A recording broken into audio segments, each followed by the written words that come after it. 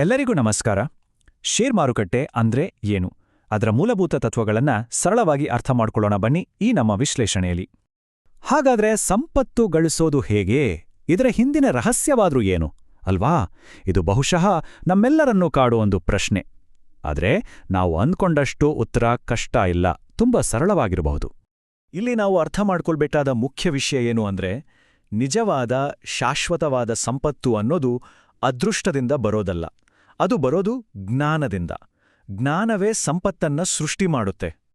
ನೋಡಿ, ಈ ಆರ್ಥಿಕ ತಿಳುವಳಿಕೆಯ ಪಯಣ ಶುರುವಾಗೋದೇ ಸರಿ ಯಾವುದು ತಪ್ಪು ಯಾವುದು ಅಂತ ಪ್ರಶ್ನೆ ಕೇಳೋದ್ರಿಂದ, ಈ ವ್ಯವಸ್ಥೆಯನ್ನ ಸರಿಯಾಗಿ ಅರ್ಥ ಮಾಡಿಕೊಳ್ಳೋದ್ರಿಂದ. ನಮ್ಮ ಈ ವಿಶ್ಲೇಷಣೆಯ ಮುಖ್ಯ ಉದ್ದೇಶ ಕೂಡ ಅದೇ. ಸರಿ, ಹಾಗಾದ್ರೆ ಈ ಆರ್ಥಿಕತೆ ಅನ್ನೋ ದೊಡ್ಡ ಯಂತ್ರದಲ್ಲಿ ಮುಖ್ಯ ಪಾತ್ರಧಾರಿಗಳು ಯಾರು? ಅದರಲ್ಲೂ ಇಬ್ರು ಪ್ರಮುಖ ವ್ಯಕ್ತಿಗಳಿದ್ದಾರೆ, ಒಬ್ರು ಉದ್ಯಮಿ ಮತ್ತೊಬ್ರು ಹೂಡಿಕೆದಾರ. ಬನ್ನಿ ಮೊದಲು ಇವರ ಬಗ್ಗೆನೇ ತಿಳ್ಕೊಳ್ಳೋಣ. ಇಲ್ನೋಡಿ, ಒಂದ್ ಕಡೆ ಹೊಸ ಐಡಿಯಾ ಇಟ್ಕೊಂಡು ಬಿಸ್ನೆಸ್ ಕಟ್ಟೋ ಉದ್ಯಮಿ ಇರ್ತಾರೆ, ಇನ್ನೊಂದ್ ಕಡೆ ಆ ಬಿಸ್ನೆಸ್ ಬೆಳೆಯಕ್ ಬೇಕಾದ ಬಂಡವಾಳ ಹಾಕಿ ಆ ಐಡಿಯಾಗೆ ಜೀವ ತುಂಬೋಕೆ ಸಹಾಯ ಮಾಡೋ ಹೂಡಿಕೆದಾರ ಇರ್ತಾರೆ.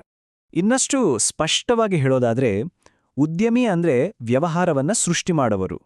ದಿನನಿತ್ಯದ ಎಲ್ಲಾ ಜವಾಬ್ದಾರಿಗಳನ್ನ ಸವಾಲುಗಳನ್ನ ಅವರೇ ನೋಡ್ಕೋತಾರೆ. ಆಲೋಚನೆಯಲ್ಲಿರೋ ರಿಸ್ಕ್ ಅವ್ರದೇ. ಅದೇ ಹೂಡಿಕೆದಾರರು ಬಂಡವಾಳ ಒದಗಿಸ್ತಾರೆ ಅಷ್ಟೇ. ಆ ವ್ಯವಹಾರದ ಲಾಭ ನಷ್ಟ ಎರಡರಲ್ಲೂ ಪಾಲುದಾರರಾಗಿರ್ತಾರೆ.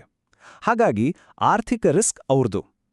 ಇವರಿಬ್ಬರ ಪಾತ್ರಗಳು ಬೇರೆ ಬೇರೆ ಆದ್ರೂ ಇಬ್ರೂ ಸೇರಿದಾಗ ಮಾತ್ರ ಒಂದು ದೊಡ್ಡ ಆರ್ಥಿಕ ಬೆಳವಣಿಗೆ ಸಾಧ್ಯ ಆಗತ್ತೆ. ಇದೊಂದು ಅದ್ಭುತ ಸಹಭಾಗಿತ್ವ ಅಲ್ವಾ? ಸರಿ, ಉದ್ಯಮಿ ಮತ್ತು ಹೂಡಿಕೆದಾರರ ಬಗ್ಗೆ ತಿಳ್ಕೊಂಡ್ವಿ. ಈಗ ಮುಂದಿನ ಪ್ರಶ್ನೆ, ನಾವ್ಯಾಕೆ ಹೂಡಿಕೆ ಮಾಡಬೇಕು? ಯಾಕೆ ನಮ್ಮ ದುಡ್ಡನ್ನ ಬೇರೆ ಕಡೆ ಹಾಕಬೇಕು? ಉಳಿತಾಯ ಮಾಡಿದ್ರೆ ಸಾಕಲ್ವಾ? ಅಲ್ಲಿ ಇರೋದು ಸ್ವಾರಸ್ಯ.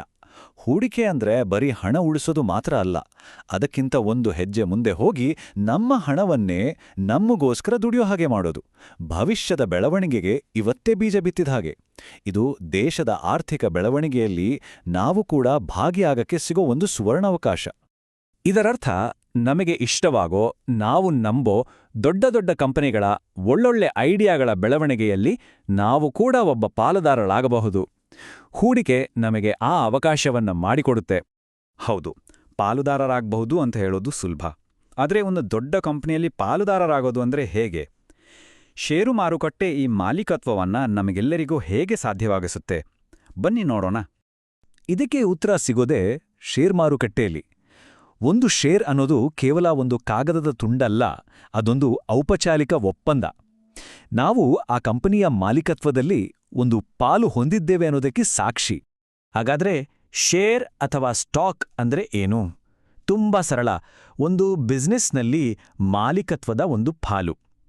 ಯಾವಾಗ ನಾವು ಒಂದು ಶೇರನ್ನ ಖರೀದಿ ಮಾಡ್ತೀವೋ ಆವಾಗ ಆ ಕಂಪನಿಯ ಒಂದು ಸಣ್ಣ ಭಾಗವನ್ನೇ ನಾವು ಖರೀದಿ ಮಾಡಿದ ಹಾಗೆ. ಆ ಕಂಪನಿಯ ಆಸ್ತಿ ಮತ್ತು ಲಾಭದ ಮೇಲೆ ನಮಗೂ ಹಕ್ಕು ಬಂದ ಹಾಗೆ. ಓಕೆ, ಹೂಡಿಕೆ ಅಂದ್ರೆ ಏನು, ಯಾಕೆ ಮಾಡಬೇಕು ಅಂತ ಅರ್ಥ ಆಯಿತು.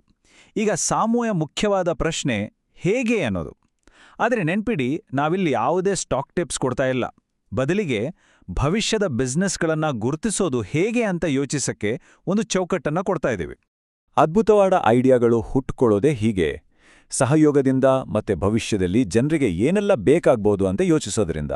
ಹಾಗಾಗಿ ನಾವು ಗಮನಿಸಬೇಕಾಗಿರೋದಿಷ್ಟೇ, ಯಾವ ಕಂಪನಿಗಳು ಜನರ ಸಮಸ್ಯೆಗಳನ್ನ ಬಗೆಹರಿಸ್ತಾ ಇವೆ ಮತ್ತು ನಮ್ಮ ಭವಿಷ್ಯವನ್ನ ರೂಪಿಸ್ತಾ ಇವೆ ಅನ್ನೋದನ್ನ.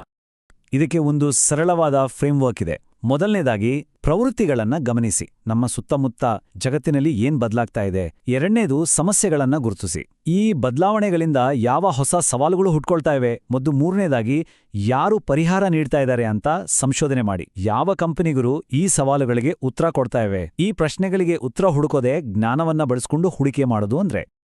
ಕೊನೆಗೆ ನಾವು ಮತ್ತೆ ಬಂದು ನಿಲ್ಲೋದು ಇದೇ ಮಾತಿಗೆ, ಜ್ಞಾನದಿಂದ ಸಂಪತ್ತಿನ ಸೃಷ್ಟಿ.